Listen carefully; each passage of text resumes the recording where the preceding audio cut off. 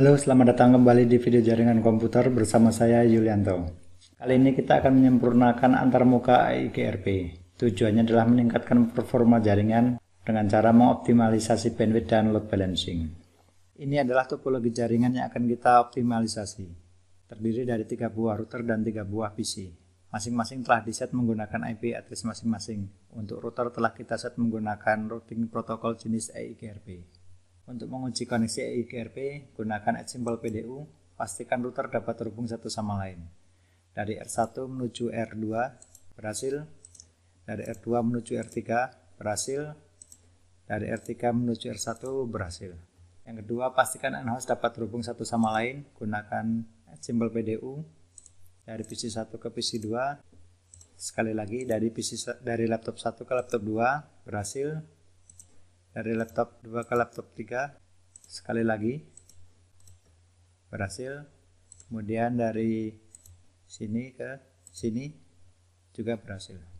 Ini adalah topologi jaringan yang akan kita optimasi konfigurasinya.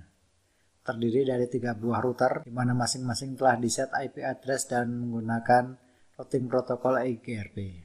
Masing-masing router dihubungkan menggunakan kabel serial DCE. Simbol jam ini menandakan DCE. Apa itu DCE? DCE merupakan Data Circuit Terminating Equipment yang memiliki tanggung jawab menyediakan sinyal clock di kabel serial. Jadi apa itu sinyal clock? Sinyal clock merupakan sinyal aktual sebuah link atau sambungan di antara dua router atau lebih. Tanpa sinyal clock ini, tidak akan ada konektivitas IP di link serial. Jadi bisa diibaratkan clock rate merupakan pendorong data. Sedangkan bandwidth berkaitan dengan kepadatan sinyal dalam sebuah link, yaitu data yang didorong. Kemudian di ujung satunya tidak ada tanda jam. Ini merupakan singkatan dari DTE, yaitu Data Terminal Equipment yang bertugas menerima sinyal clock dari DCE. Jadi DTE berisi bandwidth saja, sedangkan DCE berisi sinyal clock dan bandwidth. Untuk mengoptimalkan penggunaan bandwidth, atur konfigurasi S010 di R1. Periksa terlebih dahulu bandwidth dari S010 dengan mengetikkan show interface S010. Di sini terlihat konfigurasi bawaan untuk bandwidthnya adalah 1544 kilobit. Kita akan rubah menjadi 128 kilobit. Kenapa dirubah demikian? Karena sinyal aktualnya adalah 128 kilobit. Ketik konfigur terminal.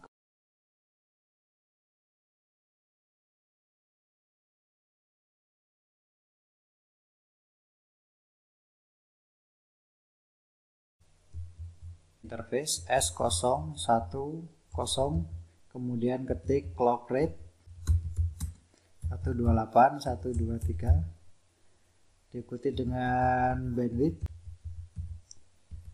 yaitu 128 kilobit. Periksa hasilnya dengan mengetikkan do show controller. Perhatikan di sini untuk clock rate-nya telah berubah menjadi 128.000. Defaultnya adalah 20000. Kemudian ketik show interface S010. Sekarang bandwidthnya telah berubah menjadi 128 kilobit, bukan lagi 1544 kilobit. Langkah kedua, atur konfigurasi S011. Interface S011, ketik bandwidth 128 kilobit. Berikutnya ulangi langkah 1-2 untuk R2 dan R3.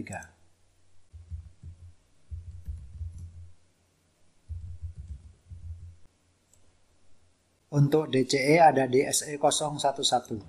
Ketik interface S011. Clock rate 128.000. Kemudian bandwidth 128 kilobit. Masuk ke interface S010. Ketik bandwidth 128 kilobit. Ketik do show controller untuk melihat hasilnya. do show interface S010, bandwidth telah berubah. Masuk ke R3.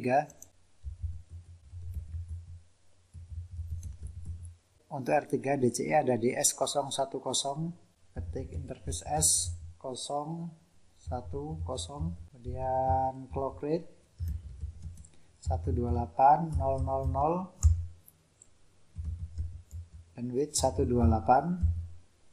Masuk ke interface S011, bandwidth 128 kilobit. Do show controller, perhatikan di sini clock rate-nya 128.000, benar. Kemudian untuk bandwidth ketik do show interface S010 juga sudah berubah menjadi 128 kilobit. Di bagian 3 kita akan mengoptimalkan konfigurasi menggunakan load balancing. Apa itu load balancing?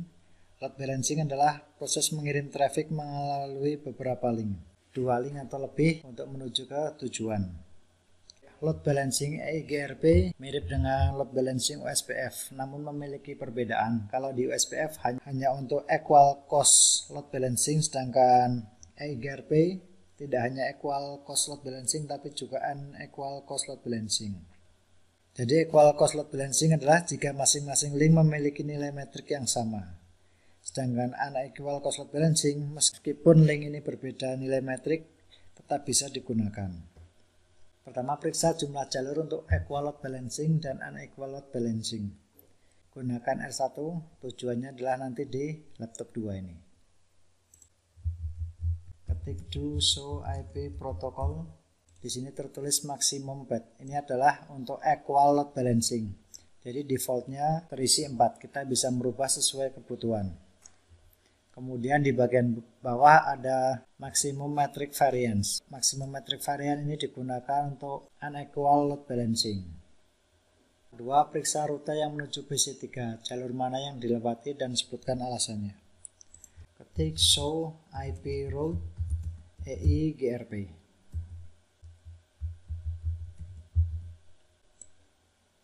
Untuk R3 ini adalah 192.168.3.0.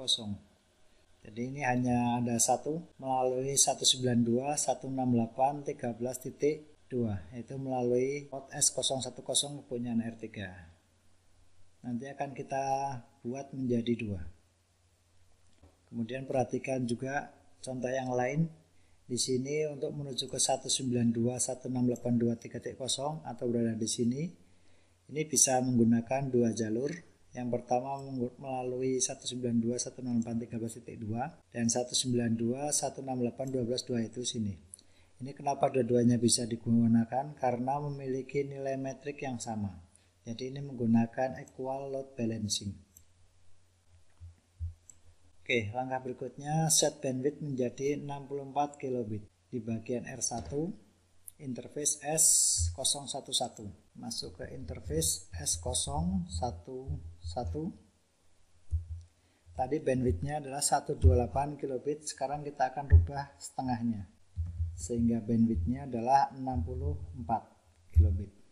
Karena ini satu link dengan R3, maka R3 juga harus kita rubah bandwidthnya supaya menjadi sama dengan yang R1.